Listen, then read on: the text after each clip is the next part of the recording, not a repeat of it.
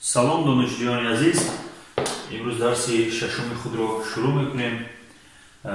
در این درس کلمه هایی که درباره فهماندهی اونها یعنی گپ خواهم زد کلمه های زیرین هستند. خب این حال یک بار میخونم، شما با دقت گوش کنید چطور تلفظ کرده میشود و همچنین در دفتر لغت خود اینها را بردار نمایید.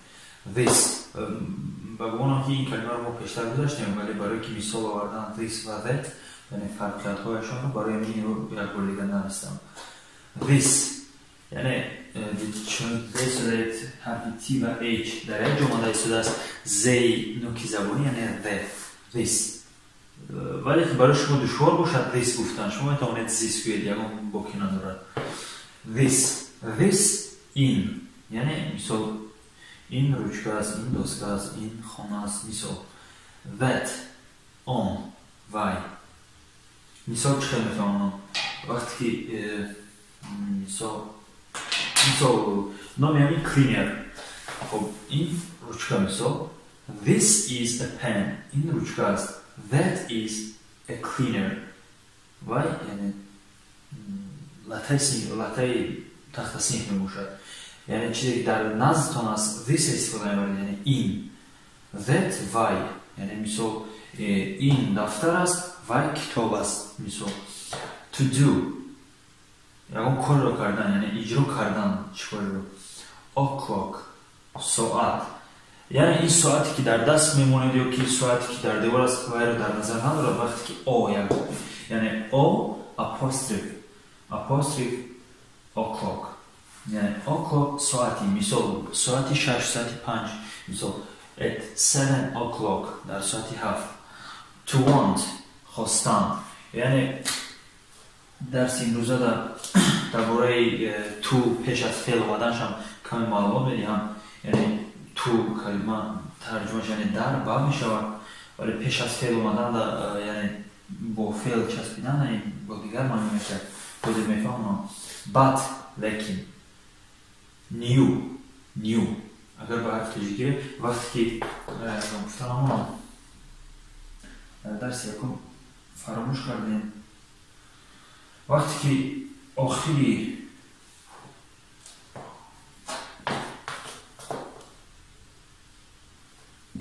کلمه همچنان تمام شود حرفی یعنی یو خونده می شود. مثال نیو چون اگه دستی حرفی ان و دو حرف یعنی این دو حرف در یک جایی یو خونده می شود نیو. یا که مثال فیو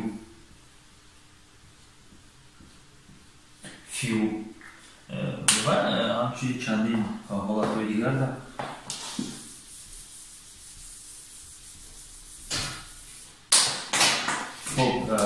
نیو نو اولد کهنه یعنی یک اشیای نو یک اشیای کهنه، ولی که در کلمه اولد همچون مثال اولد من یعنی مرد پیر یعنی چیز پیر رو هم در نظر داشته میشود، ولی که جوان گفته نیو رو به هیچ وجه یعنی جوان گفته استفاده بوده نمیتوانم. جوان یانگ میشود. نیو همه وقت چیزی نو جدید نو. کار یعنی حرفی ار در آخر اومده است یعنی تلفظ میکنیم ولی پورانه کار، ولی برای شما دشوار باشد با که نیست چون که کورسی اولی است یعنی اولین اول است با که ندارد کار گفته رفتن گرید. کار ماشین یعنی ماشین سبکرو رو در نظر دارد. لوری ماشینی برکش یعنی گروزاریک میگن به زبان انگلیسی به اصطلاح یعنی ماشین کامل برکش رو در زبان انگلیسی لوری میگن. خب این ها شروع میکنیم کلمه ریس و دت رو استفاده بودم.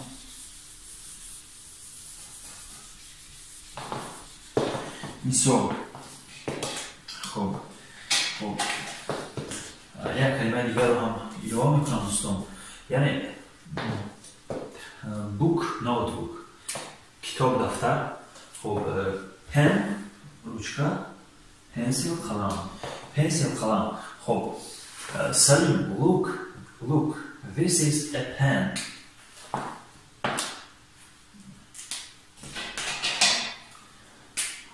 خب یعنی دیده است کلمه ها کلمه this و that یعنی سلیم یعنی مثال نقطه بمونیم مثال ده دلشاد، یعنی دلشاد با سلیم خطاب میکنند، یعنی میگوید سلیم look this is a pen that is a pencil.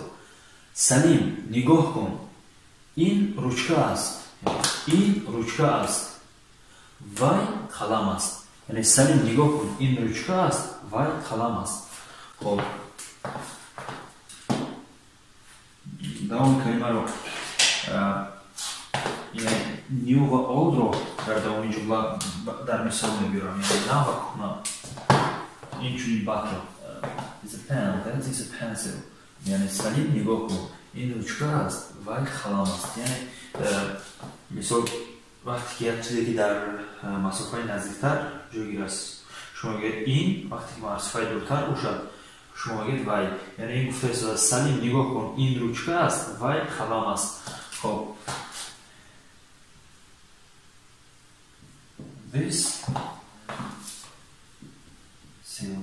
this pencil is new.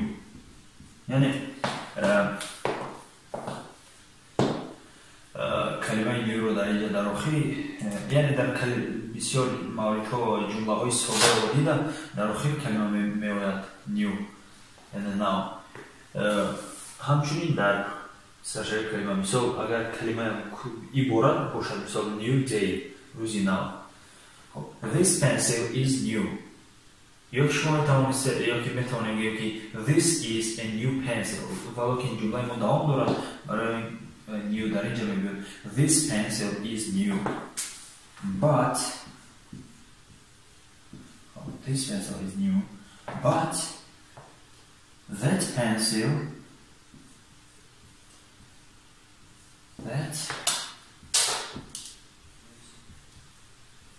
old. خب مثال this pencil is new. یعنی این قلم نو می باشد. But that pencil is old. لیکن یا که همچنان گفتم اما ولی لیکن در تاجیکی یعنی ما چند سینونیم ها داریم، یعنی اما ولی لیکن همشون یک معنا دارن. خب شما میتونید اما گید لیکن گید ولی گید. خب this pencil is new. این قلم نو می باشد یا که نو است. But that pencil is old. لیکن وای قلم آن. خب اون در اینجا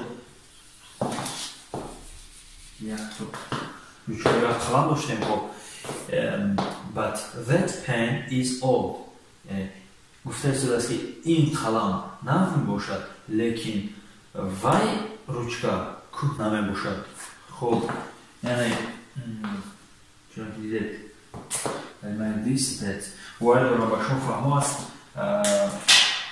باید را فهمه است چون که آسانتری من صدات این شکل رو استفاده بوده فهمده استفاده و اگر من را فهمه باشه شما حتما در کامنتر نویسید جواب خواهیم داد. خب هر چیزی که شما از اولی درس تا آخر درس میبینید برای خوب نتیجه دادن آموزش شما حتما نویسته گیرید. خب میتونید پاوز بونید نویسید گیرید چون که من زود پاک کردم ایستان دوست که رو تخصیص میکنم. خب پاک میکنم. خب I go to school at 8 o'clock. من یعنی در اینجا حالا شما فهمیده ایستید که یعنی دونه اگر کلمه ها رو ترجمه کنیم همون منطقی جمله چی در نظر داره. یعنی من میروم به مکتب در 8 ساعت. یعنی ما منطقا میداره که یعنی این کسی که همین گفته ایستاده است یا که وقتی شما گفتن این در نظر دارد که یعنی من ساعتی 8 به مکتب میروم. یعنی به طرز درست زبان تاجیکی ترجمه کنیم یعنی حتما ترجمه ها منطقا ترجمه میشن یعنی مضمونا نه. خب برای همین خب من خب ساعتی 8 به مکتب میروم. یعنی من در ساعتی 8 به مکتب میروم. I go to school at 8 o'clock. خب مثال شما همچنین аҷои мактаб метавонед дигар калимаро, мисол агар шумо дар ноҳияи Исмоили Сомонӣ бошед ба ноҳияи Фирдавсӣ рафтам, яъне шумо гӯед ки I go to Firdavsi city, no, Firdavsi city so намеша, Firdavsi town яъне шаҳра. I go to Firdavsi at 8 o'clock, яъне ман ба шаҳри Фирдавсӣ меравам, ман соати 8 ба шаҳри Фирдавсӣ меравам.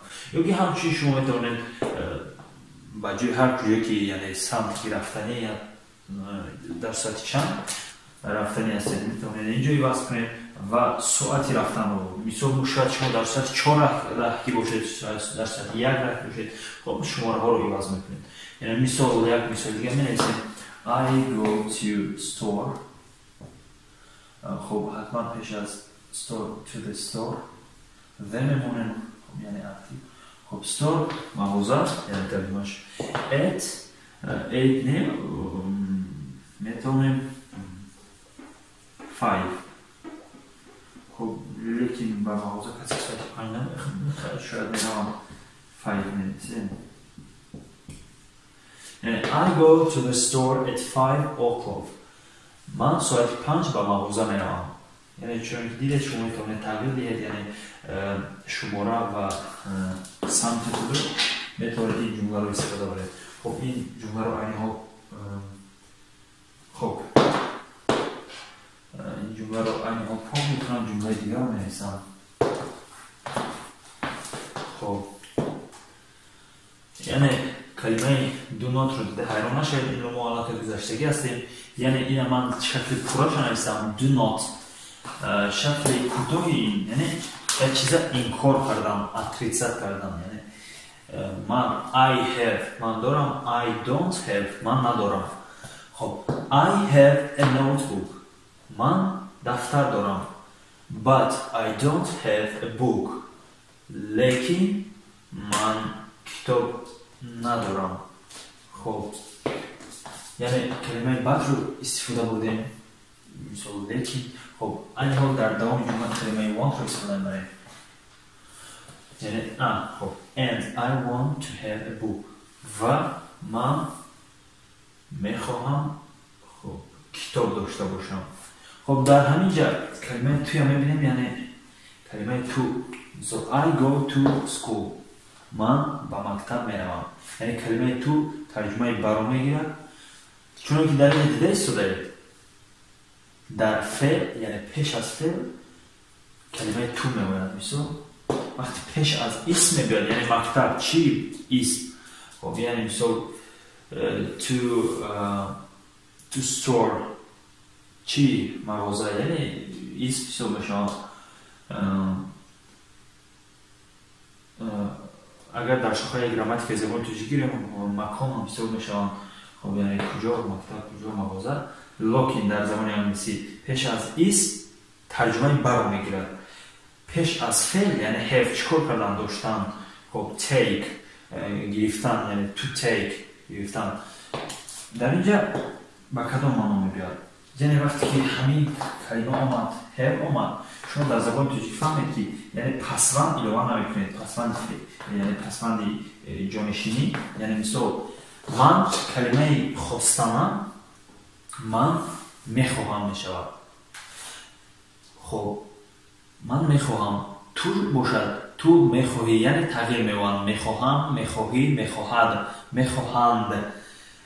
لیکن اگر پیش از همین فعل یعنی کلمه تو بیاد همین چی خیلی شکلی یعنی شکل لغویش هست خواستن، یعنی هم خیلی ترجمه میشه. مثال have داشتن I have من دارم، to have داشتن یعنی این چی گونه هست داشتن، خوردن رفتن کردن دویدن پریدن، یعنی همون خیلی ترجمه میکنه. واسه من میفهمم که چه ترجمه میکنه که همین to have داشتن یعنی شود داشتن شود.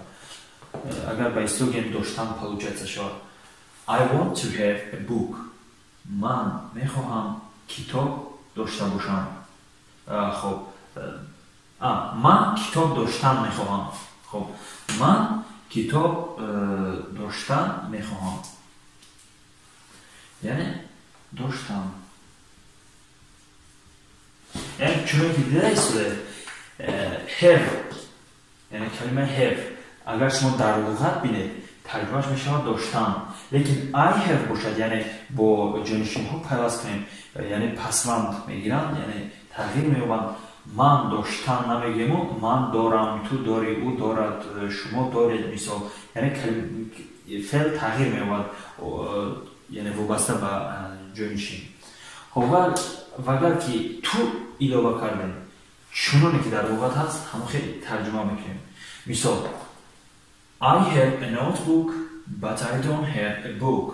من دفتر دارم لیکن من کتاب ندارم. And I want to have a book. و من کتاب داشتم یعنی چی که از همون ترجمه کنیم در جمله درست بیاید. و من کتاب داشتم میخواهم. خب یعنی کسی گفته شده است که من دفتر دارم لیکن کتاب ندارم، داشتم میخواهم. خب همچنین کلمه تو رو با ما چی اومد تجربه کردم، یعنی اینا این کلمه رو من برای چی نوشتم؟ برای اون کلمه تو رو با شما فهمونم پیش از عمل یعنی دو اجرا کردن یعنی فعل است. به همین مقصد من این کلمه رو نوشتم، یعنی به این کلمه عین ما مثال نمیبریم. خب باز یک چند مثال دیگر درباره استفاده بودن تو پیش از فعل با شما می‌نویسم. خب با استفاده بودن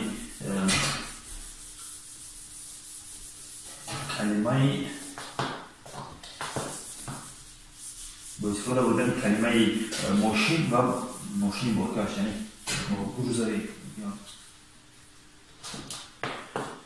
مثال to have داشتن to take.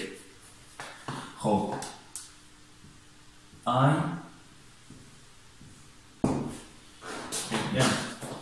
I want to take یعنی چون دیده شده پیش از فعل take گرفتن یعنی شکل لغوی شده. شما باید حتما دونید که چی از شکل لغوی کلمه. شکل لغوی کلمه یعنی یک کلمه به علاوه یکم جانشین یعنی شکل مصدر میگن. اگر زبان به زبان دیگه کلمه رو تنها وقتی که ترجمه کنید اون با شکل مصدری ترجمه میشه. مثال take. خب take گرفتن، eat خوردن، لکه در وقت گزدن ما چون استفاده نمیبره که من گرفتم تو گرفتن خیلی نمیگیم، من میگیرم تو میگیری یعنی عوض میکنیم فعل رو. خب پیش از take اومدن تو چی معنی رو داد؟ خب یعنی داشتن. خب I want to take a new car. My car is old.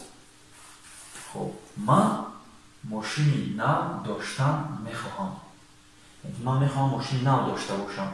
من ماشین نو داشتم یعنی همین کلمه چنانی که بود take داشتم وقتی تو اضافه میکنیم یعنی اینا ما تغییر نمیدیم شکلی صیغوی شد یعنی با جانشین اضافه کردن ما یه تغییر نمیدیم. لیکن وقتی اگر همین نباشد لیکن این جمله خطا میبید I want take I want to حتما باید باشد.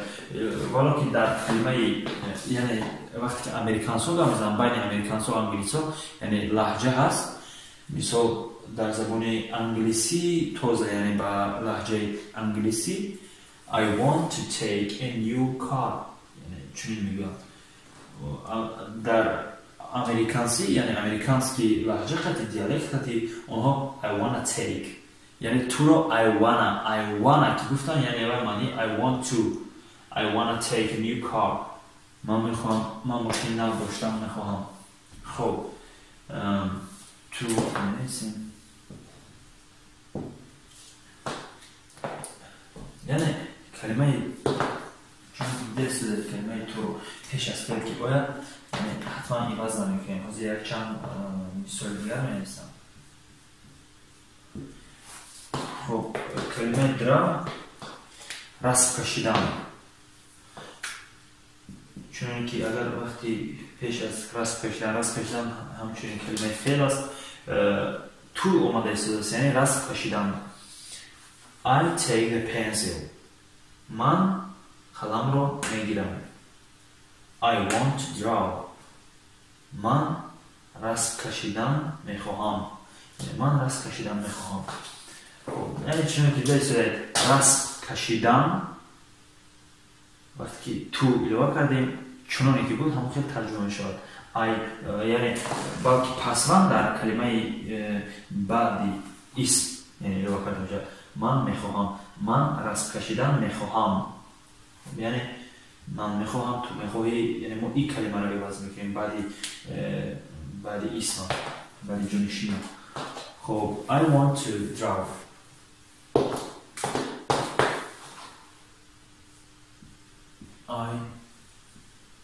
خب این حال یعنی حالتی شبخوار است.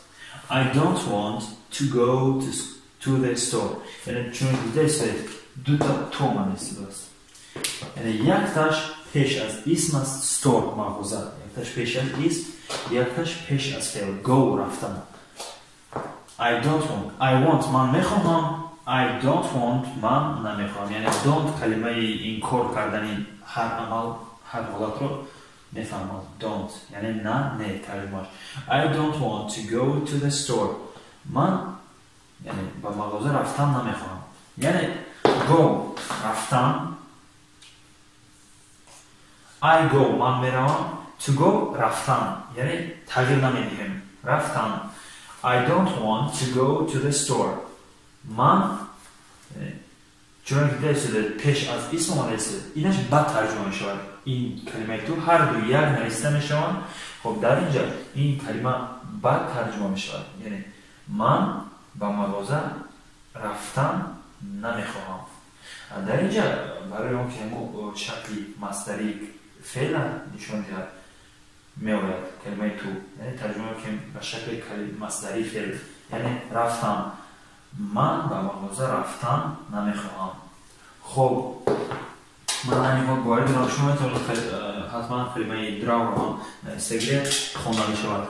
دراو در بعض دیالکت ها یعنی لحجه های خارجی دراو هم میگویند.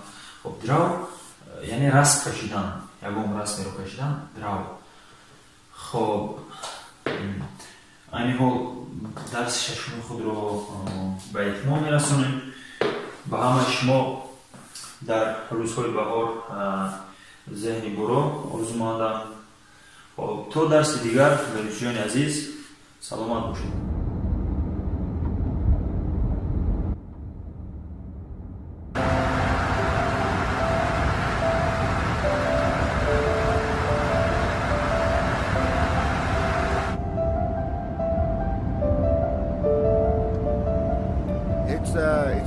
Первый раз в Америке? В Нью-Йорке? А? Вы первый раз в Нью-Йорке? Да. Yes, one. Это по-настоящему сказочный город. 19 миллионов безумных людей. Yes. Вам нравится? Yes. Сколько здесь пробудешь? Yes. Понял. Ты не говоришь на английском. Не волнуйся.